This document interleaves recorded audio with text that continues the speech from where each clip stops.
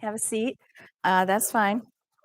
Um, what I was gonna say was that I will be selling some copies of my book that came out this summer, after the Before Times. It is at a bookstore price of 14.95, but I'm selling it here for $13. I can take Venmo and cash, so, we'll wanna look at doing that. Also, there's a list here of, the kinds of questions you might have at reading the book. And if you do a book, like a book club, the questions would be good to have for your discussion. So that's free of charge. Go ahead and take any of those that you would like. It's also up on my Facebook site.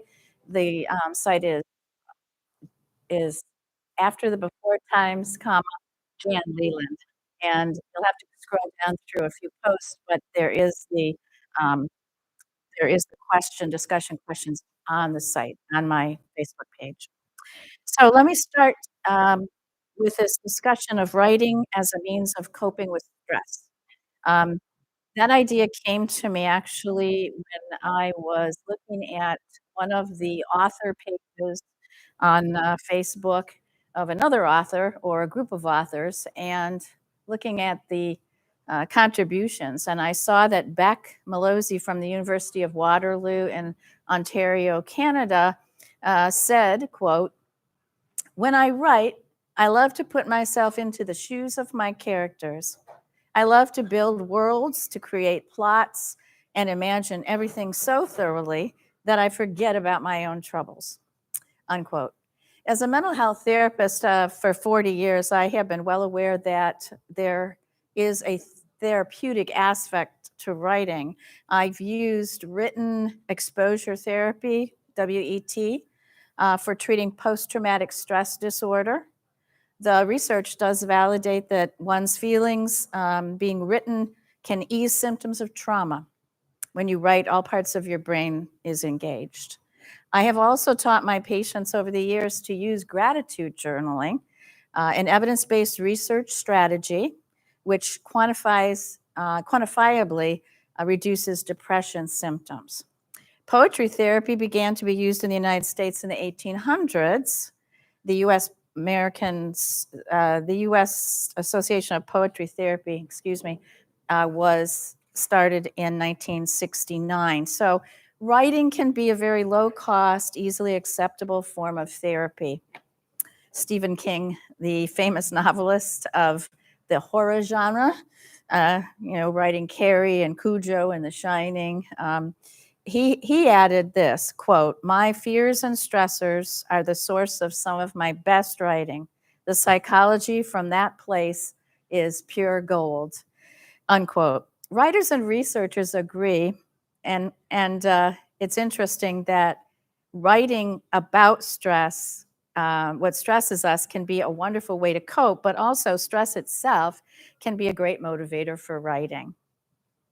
To understand how writing might positively impact stress, let's define some terms. There's basically two kinds of stress. There's acute and chronic. Acute stress is temporary. It's short term. Let me give you some examples, like a traffic jam, an argument with your spouse, temporarily misplacing your keys, as I often do. Your dog gets loose and then is caught and returned to you. Seeing your school number come up on your phone and not knowing what's going on with your kids.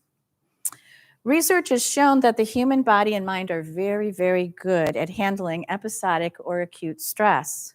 We're designed to recover quickly. Our blood pressure, heart rate, breathing, level of muscle tension, they skyrocket. But if you're basically a healthy person, these markers of stress quickly return to their baseline or normal level without any permanent damage. But research also has shown us that the human body is not so good at handling ongoing or chronic stress. Some examples of that would be a bus driver who's stuck in a traffic jam every day, or being in a bad relationship and arguing constantly, a toxic work environment, or living for a year or more in a pandemic crisis, enduring multiple changes in living patterns and constant health worries for yourself and others, and social isolation. Over time, chronic stress gradually increases your resting heart rate, blood pressure, breathing, muscle tension, and levels of anxiety, so that your body and your mind have to work harder when at rest to keep you functioning in a normal range. Chronic stress creates a new normal for your mind and body, a new baseline. The new normal can lead to heart disease, high blood pressure, chronic pain, insomnia, chronic anxiety, and depression. Chronic stress is not a mental health illness, but it can cause things to get pretty difficult mental health wise, and of course can influence the disease process. Symptoms associated with chronic stress include aches and pains, insomnia, feeling overwhelmed, feeling out of control, having low energy, cloudy thinking, indecision, that's a big one, and a sense of being unwell that goes on. It goes on over a period of time. Recently, researchers have asked themselves an interesting question. What if you could turn chronic stress into more episodic or acute stress, which the mind and body can handle well? Well, it turns out that researchers have found that each person can find a behavior, if each person could find a behavior which will create a daily ongoing significant break from chronic stress, so that the mind and body have a time of recovery before you have to deal with the stress again, that would be helpful.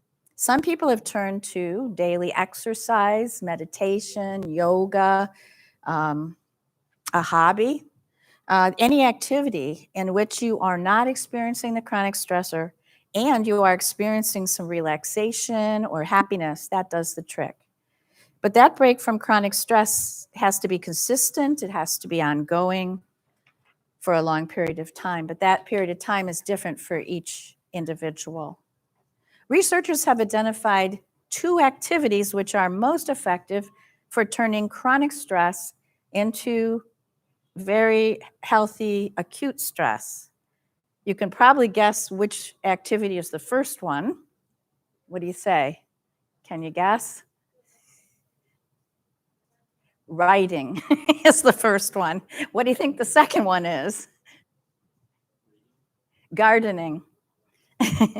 In early 2020, I knew writing was therapeutic, but I was yet to realize how writing a novel was about to save me from the biggest chronic stressor that I had ever experienced.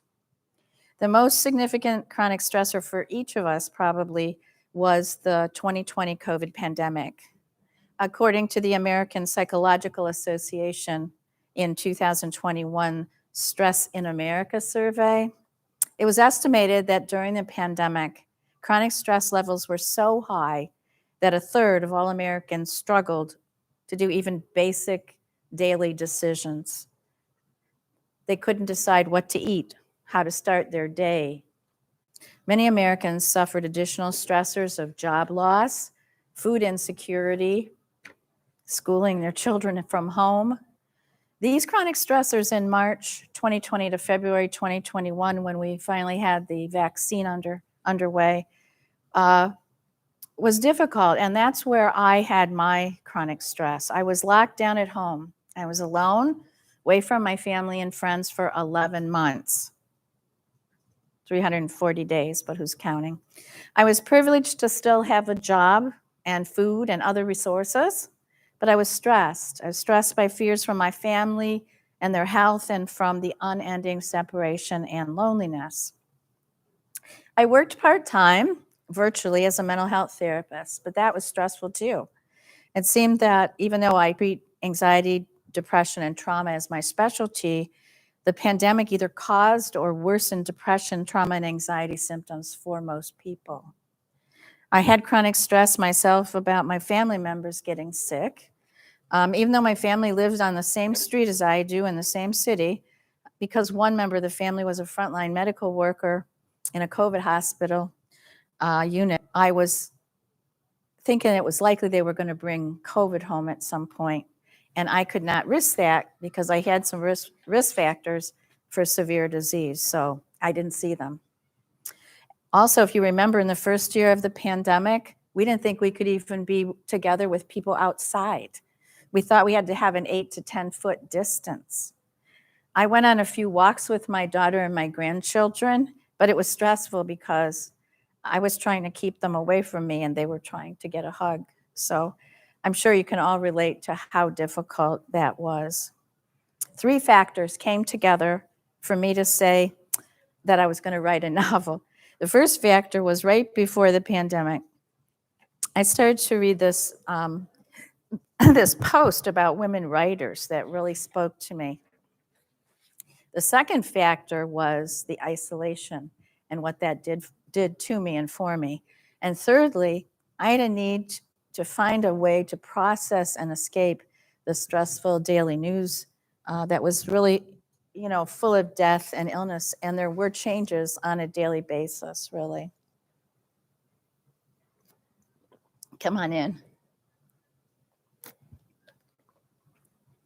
The first, let me go into more details about what these factors that influenced me were. An essay by Maria Popova on her blog, Brain Pickings. She's an essayist and an author. She had a bunch of women in this one particular post talking about being women writers. And one of them, I couldn't get this out of my head. Mary Oliver, the author of a poetry book called Upstream, this is what she said in this blog post, quote, "It's a silvery morning like any other. I'm at my desk. The phone rings. Someone knocks at my door. I'm deep in the machinery of my wits. Reluctantly, I rise. I answer the phone. I open the door. The thought which I had in hand is gone." Creative work needs solitude. It needs concentration without interruption, privacy, a place apart, unquote. The second factor contributing was my lockdown. The part-time work, the lack of outside activities gave me tons of uninterrupted time. I'd been a writer previously. I was a professional journalist with a BA from Michigan State University in journalism. I had written features. I'd written a journal article. I'd even published a chapter in a psychiatric textbook after I went back to school and got my master's of social work degree. So in 2020, I had this thought, you always thought you might write a novel. So if you're not going to do it now, when are you going to do it? Okay. So the third factor that led to me writing this novel was processing the sad news of COVID. As a former journalist, I was following the daily events of the pandemic. It was so sad and frightening. And as you remember, but I felt strongly that I wanted to be a witness to history. To cope, I started taking notes of the daily developments related to COVID. Then I began to write the daily developments into a narrative. Then I created a setting. And then I created a character, and then another character. And pretty soon, I had 7 main characters who were locked down at a local Michigan inn for the first year of the pandemic. They had hardly known each other when the book starts, but they become great friends throughout the story of After the Before Times. And I chose that title because that's the way people thought about life. In some ways, they thought about the before times and the after times of COVID. The story has resiliency, it has interdependence and altruism, joy, and redemption. Because of the daily news connection in my writing, I wrote it in real time, and I didn't plan to do that, but if it was New Year's in my life, I was writing New Year's chapters in my book. If it was a cold, snowy day in February and 4,000 Americans were supposed to die that day due to COVID, I wrote about that. The chronological reality mixed with the fictional setting and characters led some of my readers to tell me, many actually, that it seemed like a nonfiction book because they could remember where they were as the characters were living their lives through the pandemic. And as for me, the real-time focus was helpful in developing a sense of control. The biggest thing about the pandemic for most of us was that we didn't feel like we had control over much of anything. And most of the things we thought we had control over, it turns out we didn't. So in my novel, at least, I could decide who got sick and who didn't. I could decide who lived, who died. I even renamed a city and a lake and moved them around where they don't belong in Michigan. I took that kind of control. And somehow that helped me. That ability to control something helped me feel more in control of my life. I was still stressed every day in all the ways that I've been describing, but for several hours every day, I was absorbed, I was relaxed, I was excited to be creating something. I was engrossed, I was totally enjoying the experience. I often experience what is called a flow state. Is anybody familiar with that term, flow state? Some of you are? Okay. A flow state is defined as a calm sense of fluidity between your body and your mind, where you're totally absorbed by, deeply focused on something. It's way beyond being distracted. A time of immense joy, of being in the zone. It's where the challenge of the activity is in balance with your skill level. The flow state most often results in an interesting phenomenon where you don't notice the passage of time. It's much later than you thought it was when you're done with your project, your activity.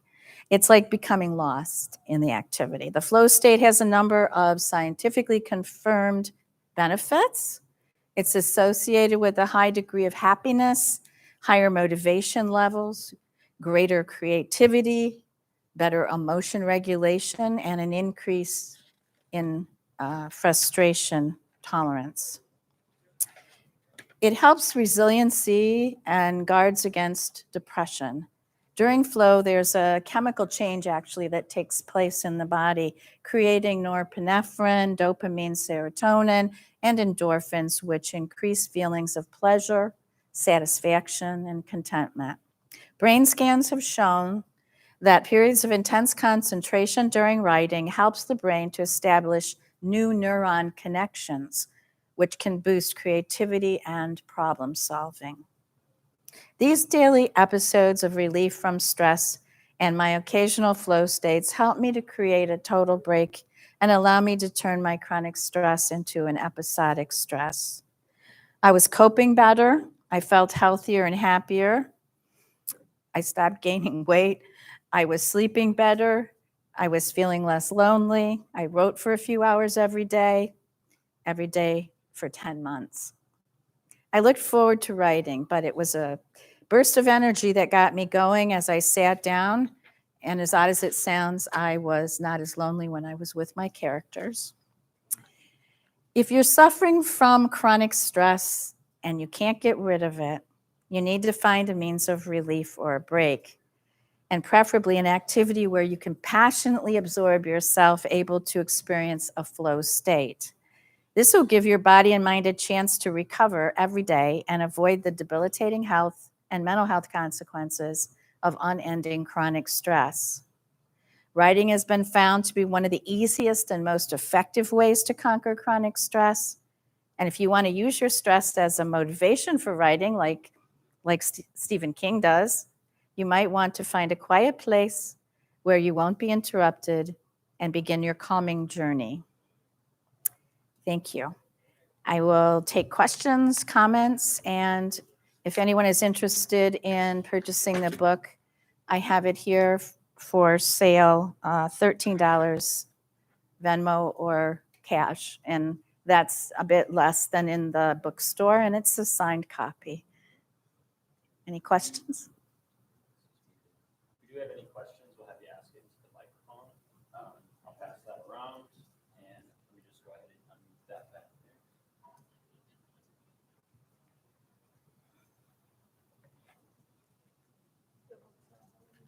They're already signed. If you'd like me to write a little inscription to you, I will. Or if it's a gift, because holidays are, books are good for holiday gift giving. If you want to buy it for a gift, I can write to who it's for that you purchase it for them. Yeah. All right, I have the mic live. Does anyone in the room have any questions? I'll go ahead and start it off. What would a non-writer do to apply these techniques? Say you're not into writing novels or don't have much experience with it. What's a way that we can apply these same methods to Well, some of the things I mentioned, as long as you're into something passionately and it makes you happy, it's going to be a break. As long as you do it consistently, daily, it's going to be a break from chronic stress. So some people exercise, some people do yoga or meditation. Really, just about it. I mean, you could build model airplanes as long as you were really into it when you were doing it and you weren't thinking about your stress, and you get a break from it mentally and physically. Thank you. All right, if there's no other questions. Oh, yes. Here we have one here. Hi, you come from a journalism background. I'm curious why you didn't do a nonfiction book. I came in late, so was this your first book? It is. Okay, congratulations. Thank you. I don't know why. That's a good question. I never thought about that. I think I always, one of the things I said, maybe you weren't here yet, was that I had so much time on my hands, and I had always said, I want to write a novel someday, but I was too busy. And then all of a sudden I'm locked down and I can't see my family, and it's 11 months of it. And so I'm like, I'm looking ahead, what am I going to do with myself? And I just said, well, if not now, when, just do it now. So I did. So did you do it all on your own? Were you part of a writing group? Did you have partners to encourage you? No, well, I did. I had a friend of mine, Lynn, is a high school friend of mine.